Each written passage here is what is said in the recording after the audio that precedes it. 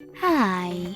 In front of me is VIVO V29 and today I would like to show you how you can select and delete multiple photos at once.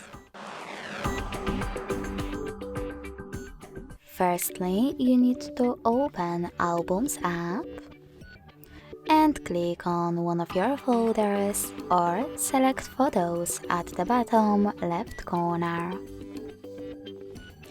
Either way, after locating photos that you wish to delete, hold one of them and then to select multiple ones right away, tap on those three dots at the top right corner.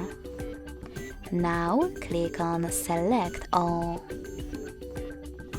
If you wish to keep some of those pictures, click on the chosen one to exclude them. And then to delete the rest, use this bin at the top. So when I do that, and confirm my choice in the pop-up, I can see that all of my selected photos were successfully deleted. Thanks so much for watching. If you enjoyed this video, don't forget to leave a like, comment and subscribe. Bye!